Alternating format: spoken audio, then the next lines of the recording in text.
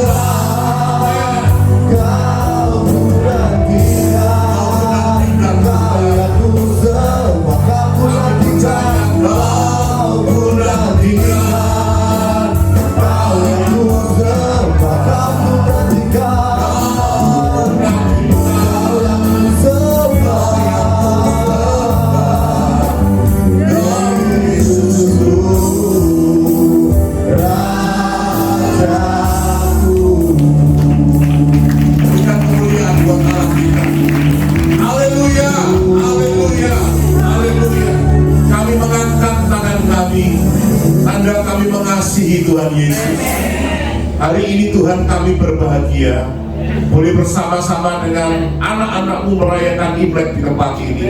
Dan kami rindu sungguh-sungguh Kristus hadir dalam keluarga kami. Terima kasih, biar Kau berfirman kepada kami mau jadi pelaku kebenaran firman. Dan kami percaya Tuhan Kau ada di tengah-tengah kami, dan Kau akan memberkati setiap kami yang ada di tempat ini. Kami percaya Tuhan, karena Kau Allah yang dahsyat, Kau Allah yang ajaib, Kau Allah yang selalu menopang kehidupan kami, terutama di dalam kehidupan keluarga kami. Terima kasih Bapak, berfirmanlah, karena kami ada di tempat ini, sedang menyiapkan hati kami, membuka telinga kami untuk kami mau Kau berbicara kepada setiap kami. Di dalam nama Tuhan Yesus kami berdoa dan kami mengucap syukur. Yang percaya berkata amin. Silakan duduk. Tuhan Yesus memberkati kita semua.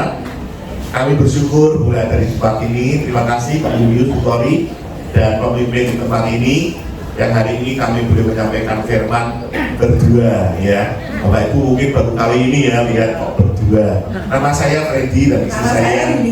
Ya, kami dari Semarang Bapak Ibu. Mulai minggu lalu kami pelayanan di Surabaya, sampai hari Senin nanti kami baru pulang ke Semarang.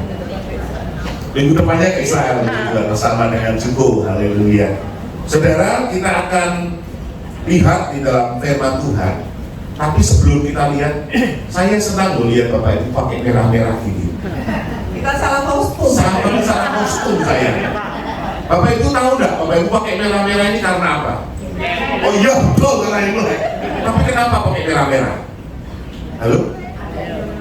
Adatnya gitu aja ya. Kalau merah itu kelihatan sukacita, hatinya gembira. Betul Bapak Ibu? Saudara, mungkin ada sedikit cerita dalam tradisi Tiongkok itu bagus loh. Pernah dengar tentang Nian? Belum, baru kali ini. Jadi mengapa Bapak Ibu pakai merah-merah ini ada ceritanya. Dulu di Tiongkok, di salah satu desa kecil, ini serius, saya tidak cuma cerita loh Bapak Ibu, ini benar-benar ada tradisi. Bapak Ibu lihat saya seperti tidak percaya gitu loh. Pak Pendeta kok mesti tradisi kuno gitu. Tapi pasti ada. Coba dengarkan, nanti kan lihat harus tahu ya dia ya. Ada tradisi di salah satu tempat di desa Tiongkok. Ada monster namanya Nian. Monster ini gede dan bertaring. Kalau bersuara keras sekali, sehingga membuat orang desa itu ketakutan. Apa yang dilakukan monster ini? Setiap akhir tahun, monster ini akan datang ke desa tersebut dan mengambil ternak mereka, memakan apapun hasil bumi mereka, dan bahkan bisa mengambil manusia-manusia kecil, anak-anak mereka. Dan waktu itu, saudara, di akhir tahun terjadi mau musim yang berbeda, kemudian mereka tahu monster Nian ini akan datang, sehingga yang terjadi waktu itu semua desa itu melarikan diri. Jadi mereka mengungsi takut dengan monster Nian ini. Ada seorang kakek yang nggak mau pergi. Apa yang diperbuat kakek ini? Dia membuat sesuatu yang semua berwarna merah. Jadi dia buat lentera merah, dia buat lagi suara-suara bertentang. Monster ini ternyata paling takut, saudara. Dengan suara-suara keras, warna merah dan terang. Ketika monster ini datang, kemudian yang terjadi, saudara, kakek ini sudah menyiapkan ada bendera-bendera warna merah, kemudian lentera-lentera warna terang, suara berbentuk, sehingga yang menjadikan monster Nian ini dia lari terbirit-birit dan terborok-borok. Kenapa? Saking takutnya. Ini bukan penyembahan kepada dewa asing, saudara. Tapi merah ini dan terang itu melambangkan pengharapan dan keberanian. Ulangi bersama saya, pengharapan dan keberanian. Jadi Bapak Ibu, kalau saudara kalau pakai merah tahu ini lambang pengharapan dan keberanian untuk Tuhan. Amin. Itu cerita tradisinya. Benar nggak ya? Dulu. Tepuk tangan untuk kami dan saudara. Dan saudara Bapak Ibu kalau nggak tahu sejarahnya, ada sejarahnya itu betul-betul. Jadi kita bisa melihat Lihat di Google bisa ada sejarah tentang pertanian, tentang sejarah mengapa pakai merah gitu ya. Saya tidak akan memperpanjang lagi karena itu memerlukan waktu 10 jam. Jadi kita buka dalam Yohanes 2 ayat 1 sampai 14. Yohanes 2 ayat 1 sampai 14. Demikian firman Tuhan. Ketika Yesus menampakkan diri kepada murid-muridnya di pantai Danau Tiberias, dan ia menampakkan diri sebagai berikut. Di pantai itu berkumpul Simon Petrus, Thomas yang disebut Didimus, Nathanael dari Kana yang di Galilea, anak-anak Zebedius dan 2 orang muridnya yang lain. Kata Simon Petrus kepada mereka, "Aku pergi menangkap ikan," kata mereka kepadanya. Kami pergi juga dengan engkau." Mereka berangkat lalu naik ke perahu, tetapi malam itu mereka tidak menangkap apa-apa. Stop dulu, saudara. Cerita ini, kalau saudara baca nanti sampai ayat 14. Cerita ini adalah satu kejadian nyata di mana kalau saudara lihat firman Tuhan jangan dipedot di sini, ditulis di sini. Ada kontekstualnya di atasnya. Waktu itu Yesus sudah bangkit dan menemui beberapa murid. Dan firman Tuhan katakan ayat 1, ini pertemuan yang ketiga. Jadi murid-murid ini sudah ketemu Yesus yang bangkit, saudara. Tapi firman Tuhan berkata murid-murid melakukan apa, saudara? Pekerjaan yang semula, yaitu nelayan. Harusnya Tuhan minta mereka menjadi penjala manusia, ingat? Ya saudara. Tapi mereka lakukan menjadi penjala ikan. Kenapa? Murid-murid takut. Karena pada waktu itu yang berkuasa orang Romawi sudah mengatakan yang mengambil jasad atau jenazah Yesus itu murid-murid dikejar-kejar. Mereka takut. Kenapa? Ya, ini salah. Oh iya, ayat 21 tadi saya bilang. Ya, saya sudah minta tolong ganti 21 tadi. Betul, maaf. Tadi saya sudah kirim 2 ya. Yohanes 21. Saudara, firman Tuhan berkata mereka kembali melakukan tugas mereka sebagai apa? Nelayan yang handal. Kalau saudara pernah ke Holy Land, yang belum harus ikut cukup. Ini tidak promosi, tapi ini benar-benar harus saudara ngerti. Kenapa? Firman Tuhan berkata mereka ada di danau apa? Galilea atau Tiberias atau Genesaret, itu sama, saudara. Jadi kalau sudah lihat, mereka di bawah itu Yudea, di utara itu Yudea. Semakin kita terus, saudara, itu ada ke Samaria, dan yang terakhir itu adalah Tiberias atau Galilea.27 mujizat yang dilakukan Yesus Kristus. 27 sampai 34 mujizat yang dilakukan Yesus. 21 diadakan di Danau Galilea ini. Dan saudara tahu di sekitar Danau Galilea itu. Dan firman Tuhan berkata, murid-murid lagi cari ikan. Firman Tuhan berkatakan semalam-malaman. Kalau semalam-malaman itu berarti berapa lama kira-kira? Sepanjang malam, betul. Bisa 8 jam, bisa 10 jam, bisa lebih. Karena hari sudah mulai siang. Jadi dari malam sampai siang itu sudah cukup lama. Orang-orang yang handal, orang-orang yang hebat, yang berusaha mencari ikan yang biasanya gampang, tapi tidak mudah. Bukankah itu yang terjadi dalam hidup kita? Tahun ini kata orang tahun yang susah, 2026. Pekerjaan sulit, perusahaan semakin sepi, toko-toko katanya, toko mana itu yang kita sering ke sana itu? Apa Bu? Toko pasar atom itu katanya sudah sepi gitu ya. Kemudian banyak tempat-tempat yang harusnya itu ramai jadi sepi katanya. Orang banyak hadapi masalah bisnis. Tidak cuma itu Pak, keluarga banyak masalah dalam keluarga. Kami melayani keluarga dari 2002, baru 24 tahun. Setiap hari kami konseling keluarga. Masalah itu tidak cuma masalah maaf orang-orang yang tidak punya duit, enggak. Orang-orang yang berduit pun punya masalah. Egonya tinggi ketika mereka menikah, tidak mau kalah. Wah saudara, banyak masalah terjadi. Kesehatan, sudah berdoa puasa tidak sembuh-sembuh. Banyak masalah yang terjadi dalam kehidupan kita. Murid-murid mengalaminya. Ayat 3 dikatakan, kata Simon kepada mereka, aku pergi menangkap ikan, kata mereka kepadanya. Kami pergi juga dengan engkau. Mereka berangkat lalu naik perahu, tetapi malam itu mereka tidak menangkap apa-apa. Berarti tidak ada satupun yang bisa ditangkap. Kalau saudara punya Android, itu ketika ada apa-apa itu ada tanda bintang, betul ya? Coba diklik bintangnya.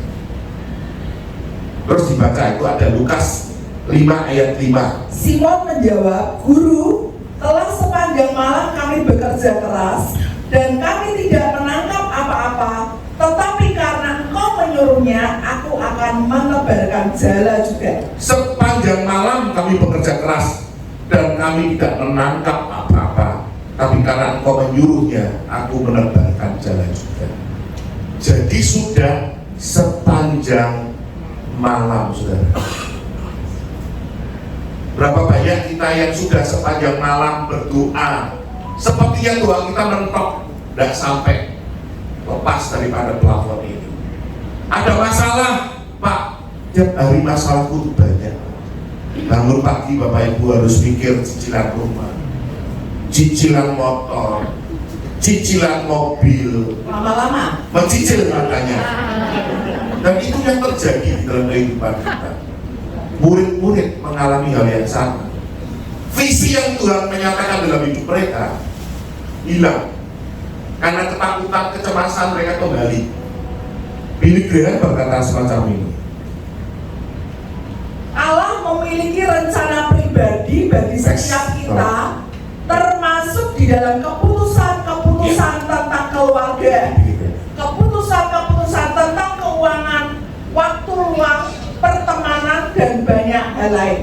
Billy Graham berkata, Allah memiliki rencana pribadi bagi setiap kita, termasuk dalam keputusan-keputusan tentang keluarga, keuangan, waktu luang, pertemanan, dan banyak lain. Siapa Billy Graham? Bapak Ibu, Billy Graham ini seorang yang dipakai Tuhan. Ya, dia sudah berkorban di depan 215 juta orang. Dia sudah memberkati 185 negara dan menjadi penasihat 12 presiden. Saudara tahu, dia punya 5 orang anak. Dan dia pelayanannya di mana-mana. Istrinya, Sarah Graham, tidak mudah hidup dengan Billy Graham. Dia punya 5 anak, dan yang terjadi, Sarah ini, dia punya penyakit komplikasi, saudara. Anaknya, Franklin Graham, kalau sudah pernah baca bukunya, jatuh. Melihat ayahnya hebat, tapi anaknya belum tentu hebat. Kenapa? Ayahnya hebat, dahsyat dipakai Tuhan, menjadi berkat ratusan juta. Anaknya tidak bisa hebat. Anaknya kena judi, kena judol, kena minuman keras, bahkan kena marijuana, saudara, heroin. Ini Franklin Graham mengalami hal yang sangat pahit. Bayangkan seorang yang hebat seperti Billy Graham. Siapa yang tidak kenal Billy Graham? Anaknya mengalami masalah berat, istrinya bahkan kena lumpuh, tidak bisa jalan. Tapi yang luar biasa, Billy Graham di tengah masalahnya, dia tidak pernah meninggalkan Tuhan Yesus. Dia tidak pernah meninggalkan Tuhan. Dan bahkan karena hidupnya benar di tempat Allah, maaf saudara, dia lepaskan pelayanannya terlebih dahulu. Tetapi dia tetap melayani di media-media.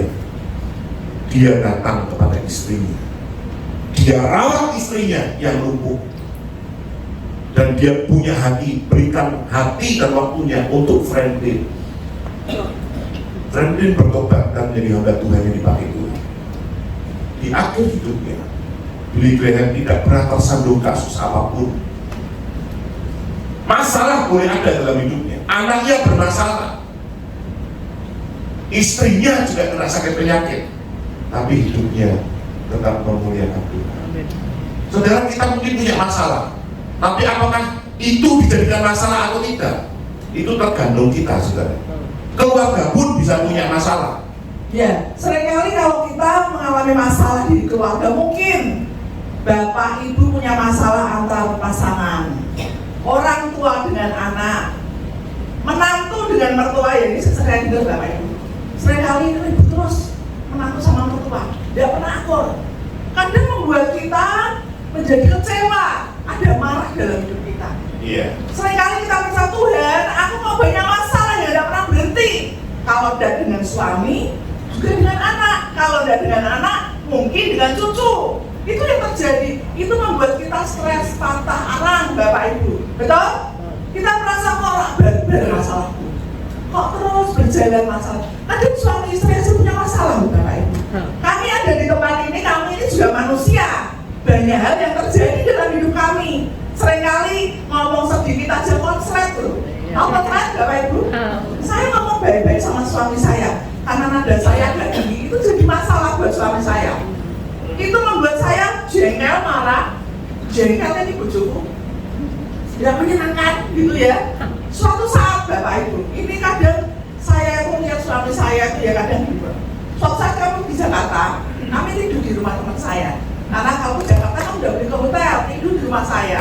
Bapak Ibu, di rumah saya kasur saya itu 240, jadi besar. Bapak Ibu bisa bayangkan, orangnya segede-gede ini Bapak Ibu ya. Kalau kasurnya kecil apa yang terjadi? Betul. Jadi kasurnya itu besar, suami saya tidur di pinggir, saya di pinggir, di tengah itu bisa untuk kesana kemari. Nah kemarin itu kami ke Jakarta, tidur di rumah teman saya, kasurnya itu 160 dibanding 240. Nah waktu itu saya tidur hari pertama, saya tidur kok miring-miring ya. Terus saya mikir ini ada gempa apa gimana? Kok saya miring-miring, saya bangun loh, saya mau jatuh. Saya balik lagi Bapak. Hari kedua, tiba-tiba saya jatuh, saya kaget luar biasa. Saya dirundung dari tempat tidur yang 160 itu ke bawah jedang gitu Bapak Ibu. Di sini ada meja, kalau saya tidak kebentur meja. Terus saya lihat suami saya, enak-enakan turun di tengah, tidur di tengah. Saya jatuh, saya ngomong ya, aku jatuh loh. Dia ketawa banget sambil tertawa Bapak Ibu. Ini saya tanggapi, saya jengkel. Kamu tuh udah kasihan istri sampai jatuh cuma ketawa gitu Bapak Ibu. Ini loh Bapak Ibu, saya mau ngomong ya sebagai pria ya Bapak Ibu ya.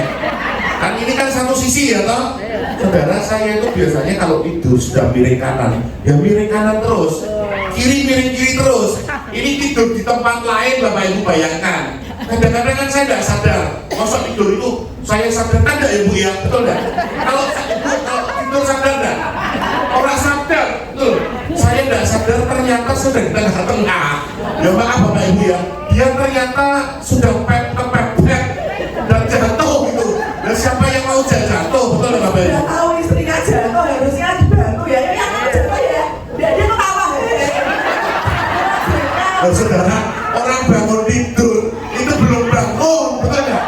Saya baru bangun tidur lihat dia jatuh, kok lucu kan betul gitu aja ya? Lucu ya, lucu. Saya lihat suami saya, istrinya jatuh kan ambil ketawa. Tapi saya juga gini loh Bapak Ibu, saya ketawa. Jadi wuyu bareng. Kalau suami saya ketawa. Nah saya ngomong kalau waktu itu saya menanggapi dengan hati yang siap. Saya marah enggak sama suami saya. Ini enak-enakan tidur di tengah udah gini, nggak tahu istrinya jatuh. Gak gitu, gak gitu. Jangan baik.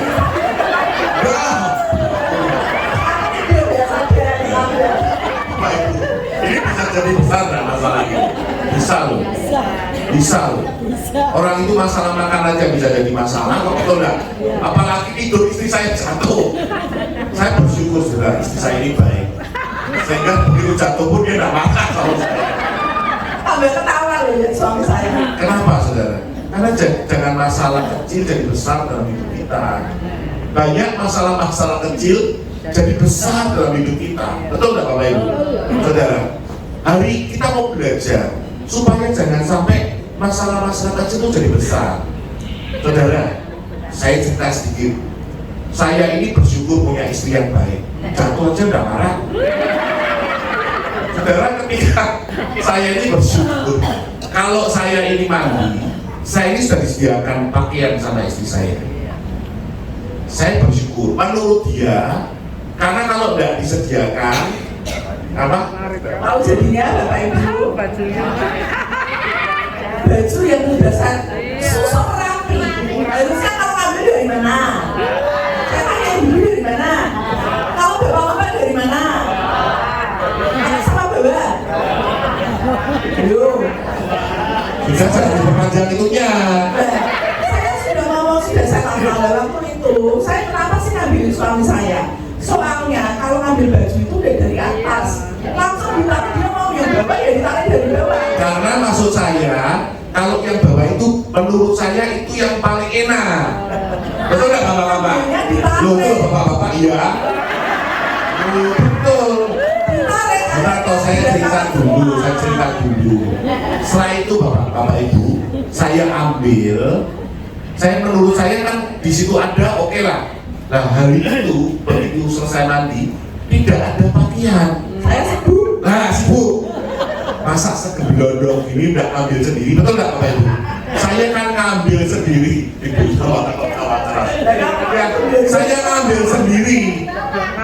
Saya ngambil sendiri. Maksud saya kan istri sibuk, betul nggak?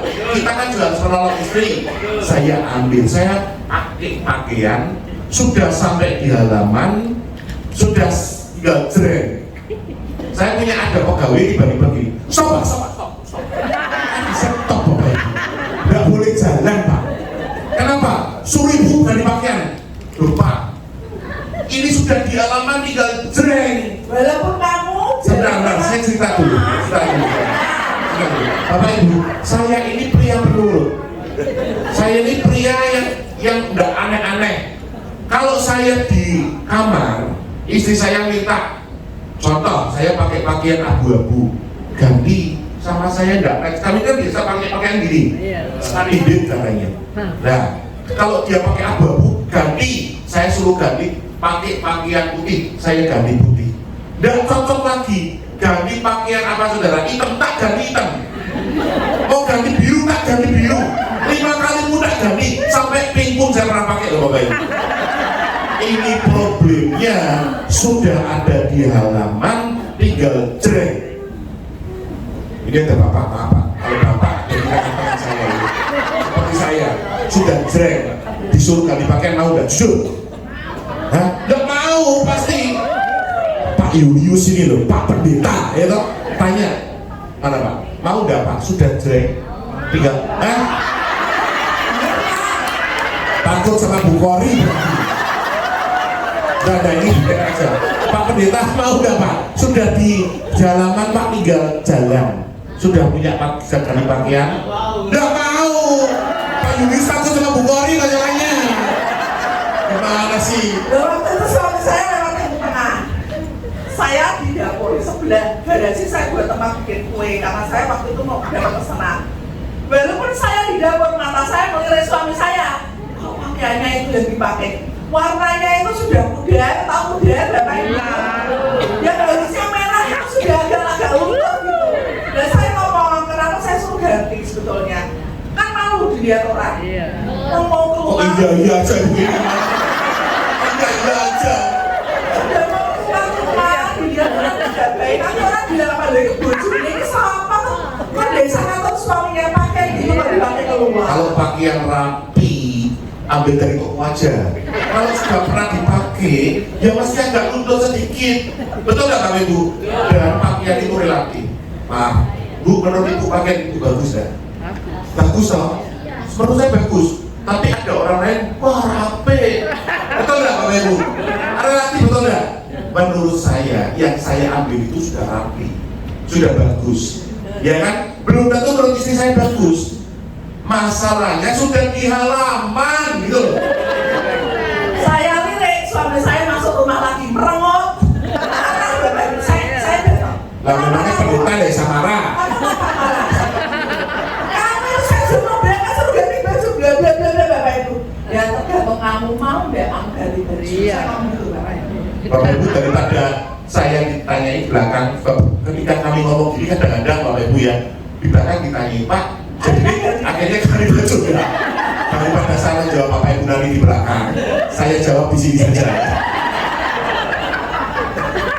Saya tahu maksud istri saya ini kan baik ya Bapak Ibu ya. Jadi saya ini tahu, iya Bu, maksud istri saya ini baik.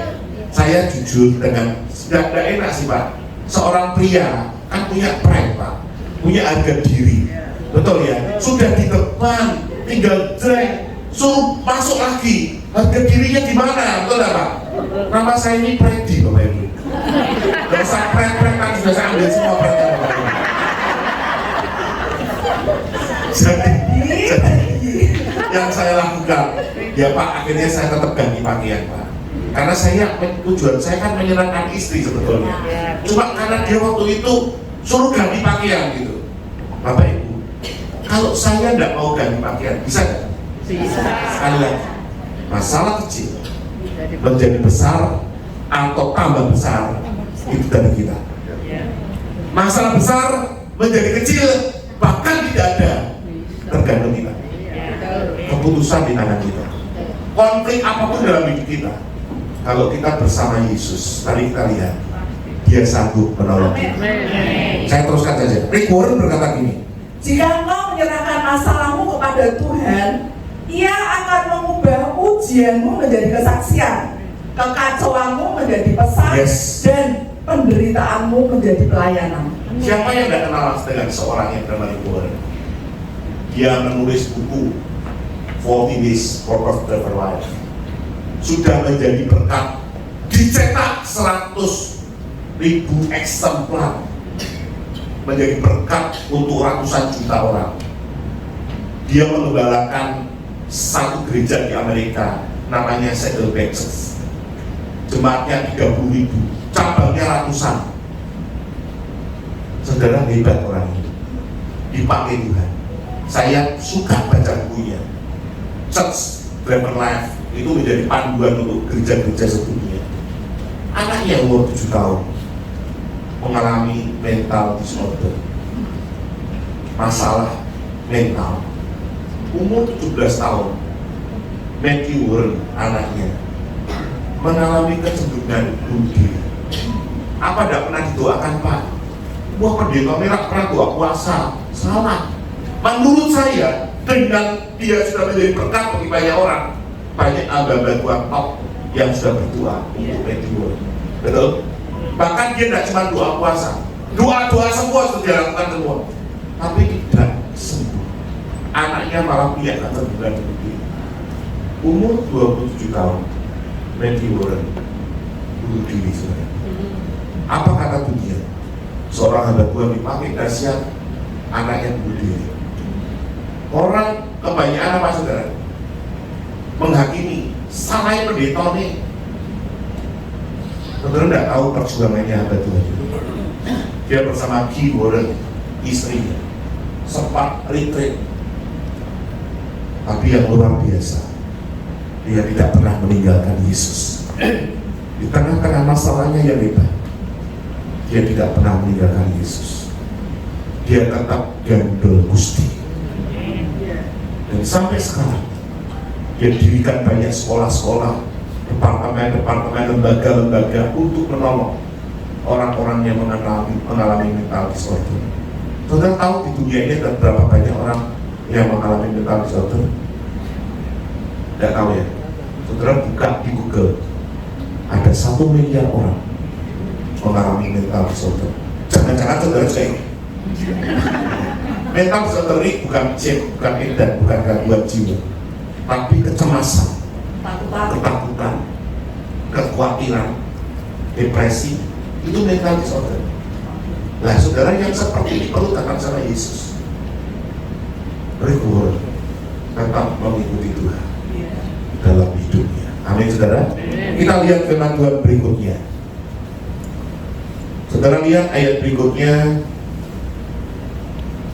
ayat yang ke-3, Yohanes 21 ayat ke-3.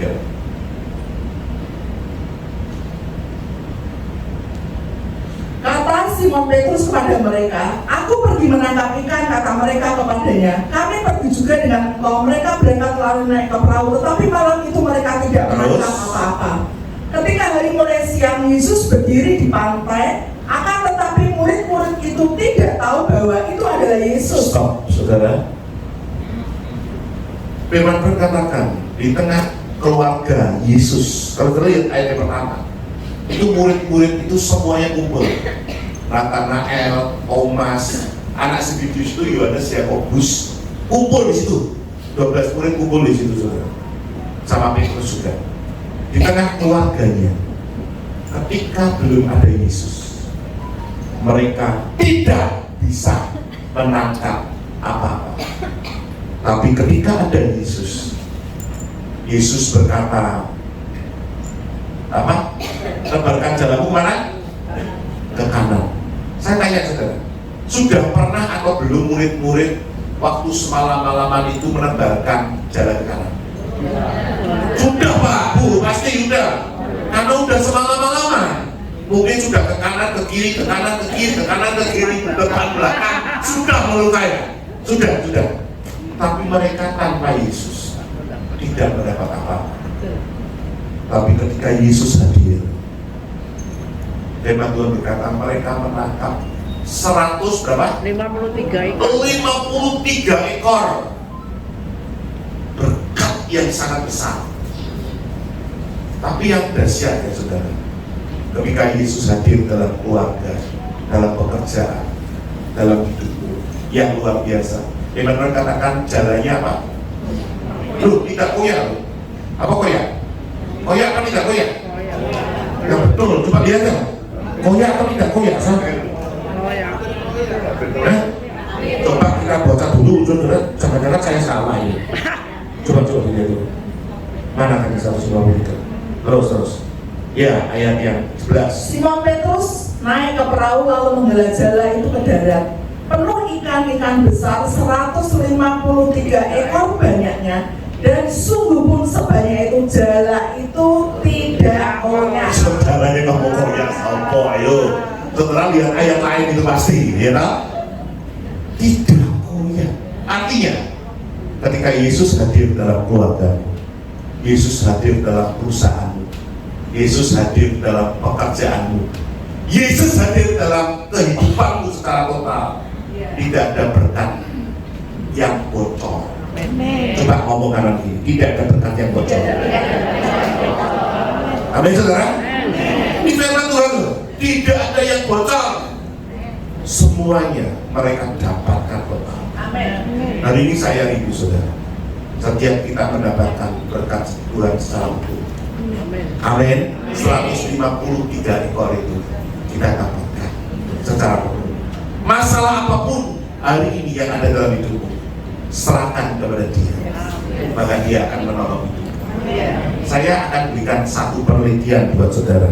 Kan tadi sudah ada contoh cerita Alkitab, sudah ada kehidupan. Sekarang penelitian yang sudah tahu, mix valid yang bisa kita lakukan. Yuk. Penelitian American Psychological Association menunjukkan bahwa orang yang merasa tidak sendirian dalam penderitaan, tingkat kecemasan menurun 70%. Hormon stres, kortisol turun drastis. Saudara, ada penelitian mengatakan kalau saudara stres, ya, American Psychological Association berkata bahwa orang yang merasa tidak sendirian dalam penderitaan, tingkat cemasnya itu turun 70%. Jadi kalau saudara saat ini bersekutu gini nih, tidak sendirian. Saudara dikatakan tingkat kecemasan saudara turun 70%. Karena apa? Hormon stresnya atau kortisolnya langsung rendah. Hormon kortisol ini hormon yang menyebabkan penyakit kanker, komplikasi penyakit dari kortisol. Kalau hormon baik kan saudara tahu ya, dopamin, endorfin, serotonin, oksitosin itu bagus. Tapi yang kortisol ini hormon jelek. Kalau saudara moodnya tidak enak, kortisolnya naik. Jangan heran, maaf saudara, orang yang dulu kena COVID, begitu masuk rumah sakit langsung drop. Kenapa? Kortisolnya langsung naik. Tapi kalau di rumah merasa ada keluarga, maaf saudara ya, tidak tahu kenapa teman-teman saya yang banyak mereka yang di rumah itu malah selamat tuh, waktu di COVID itu. Tapi di rumah sakit malah bablas, stres. Saudara jangan jauhi persekutuan seperti ini. Amin. Supaya saudara tahu bersama Tuhan ada kekuatan yang paling akhir. Biasanya kalau yang paling akhir maka 5 bulan jadi 50 bulan.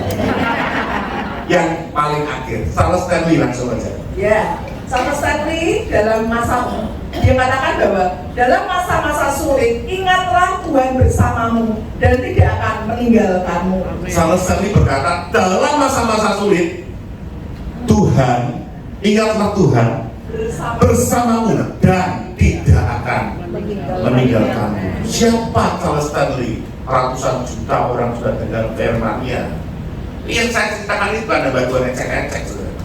Tapi ada batuan yang dipakai Tuhan menjadi berkat untuk dunia.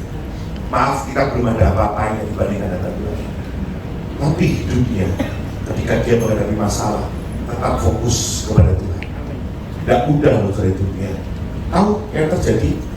Istrinya itu mengalami masalah.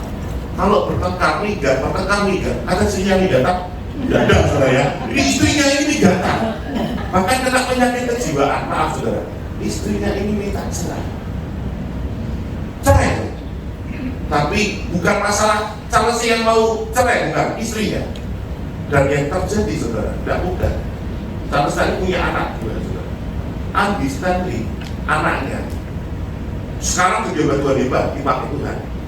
Karena lihat mamanya modelnya gitu, papanya baik, dia tetap di dalam integritas dan kompeten bagus. Tapi melihat seperti itu, anaknya goncang juga. Hampir saja anaknya juga mengalami seperti Fred Budaya. Tapi Andy Stanley, dia mengalami Tuhan dan bertobat. Saudara, yang saya ceritakan dalam bantuan top ini, apa tidak punya masalah Pak? Oh no, masalah ini. Tapi bedanya apa? Bedanya mereka tetap kepada Kristus dan Tuhan menolong hidup mereka. Saudara, kalau sama Kristus, Tuhan pasti menolong.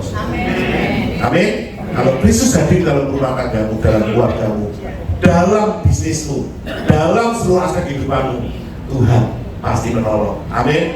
Menjadikan sesuatu yang sepertinya tidak dapat apa-apa, tapi mendapat 153 ekor ikan, bahkan tidak koyak dengan berkata-kata. Kita boleh berdiri bersama-sama. Amin. Saya rindu hari ini kita semua menyerahkan hidup kita kepada Tuhan. Kalau kita punya masalah, setiap hamba-hamba Tuhan punya masalah. Murid-murid pun hampir meninggalkan Tuhan. Bayangkan kalau Tuhan tidak hadir dalam hidup mereka, mereka bisa mungkin tidak akan menjalani manusia lagi, tapi Tuhan memberkati hidup mereka. Sebuah tutup mata, saya minta 5 menit saudara. Saya minta 5 menit. Sebuah tutup mata. Saudara yang hari ini punya masalah, saya tidak akan minta saudara maju satu-satu, karena ini urusan saudara dengan Tuhan. Tapi saya rindu sepulang dari tempat ini ada pembaruan dalam hidup kita. Ada sesuatu yang baru dalam hidup kita yang membuat hidup kita berubah. Ada komitmen baru dalam hidup kita. Aku tidak akan pernah meninggalkan Yesus. Apapun yang terjadi dalam hidupku, aku tetap gandul Gusti. Aku tetap kepada Dia. Saudara yang punya masalah hari ini, mari angkat tanganmu tinggi-tinggi bersama dengan saya. Tinggi-tinggi saudara. Dan ceritakan Tuhan masalahku kepadamu. Ceritakan pada Tuhan. Saudara punya masalah apa sama Tuhan hari ini? Saudara minta sama Tuhan untuk Dia bekerja. Firman Tuhan berkata di dalam nama Yesus, langit dan bumi menjadi saksi pada hari ini. Kuperhadapkan kepadamu hidup, kehidupan dan kematian, berkat dan kutuk. Pilih kehidupan, maka kau akan hidup engkau dan seluruh keturunanmu. Hari ini di dalam nama Yesus, kami mau memilih kehidupan. Kami mau memilih berkat. Tuhan, Engkau melihat tangan-tangan yang terangkat. Engkau beracara pribadi demi pribadi kepada setiap jemaat Tuhan di tempat ini. Di dalam nama Yesus, di dalam nama Yesus, Bapa di surga, kami datang kepada Engkau, mau menjamah setiap kami yang ada di tempat ini. Bapa di surga, Engkau melihat tangan-tangan kami yang terangkat Tuhan. hari ini apapun beban masalah kami, baik dalam keluarga, baik di dalam bisnis kami, perusahaan toko kami, maupun profesional kami, maupun kesehatan kami, Bapa di surga, ketika Engkau hadir, maka di situ ada kemenangan. Ketika Engkau hadir, di situ ada berkat yang tidak tertolong. Ketika Engkau hadir, maka di situ ada berkat yang melimpah, dan itu terjadi atas setiap kami. Terima kasih Bapak, diberkati jemaatmu di tempat ini, diberkati PD Ruth dan Boas dengan berkat-berkat yang terbaik dari surga. Kami percaya Tuhan, ketika kami kehabisan kekuatan, ketika kami sudah menyerah kepada Tuhan, justru tangan-Mu yang kuat itu menolong kami. Kuasa-Mu bekerja di dalam hidup kami. Kami percaya. Kami percaya Tuhan, apapun yang menjadi persoalan dalam hidup kami saat ini, Yes. kami menyerahkan kepada Engkau. Amin. Kami bergantung kepada Engkau, dan Engkau bekerja di dalam hidup kami. Kami akan memperoleh kemenangan yang dari Tuhan. Bapak di surga, saat ini kami membawa keluarga kami. Iya. Kami membawa pasangan kami membawa orang tua kami membawa anak kami Tuhan ke dalam tangan-Mu. Amin. Biar hidup kami semakin hari semakin dibenarkan oleh Tuhan. Berkat yang terbaik itu mengalir di dalam hidup kami Tuhan. Dan kami percaya Engkau Tuhan tidak pernah meninggalkan hidup kami. Apapun yang terjadi, kami mau mengikut Engkau Tuhan. Karena Engkau satu-satunya yang bisa menolong hidup kami. Terima kasih Tuhan, terima kasih untuk siang hari ini. Sekali lagi Tuhan, pakai hidup kami untuk kemuliaan. Amin. Pakai hidup kami untuk Amin. orang-orang yang membutuhkan kasih Tuhan. Amin. Terima kasih Tuhan, terima kasih untuk siang hari ini, untuk kebaikan-Mu di dalam hidup kami. Sekali Yesus, selamanya Yesus. Harapanku takkan hilang,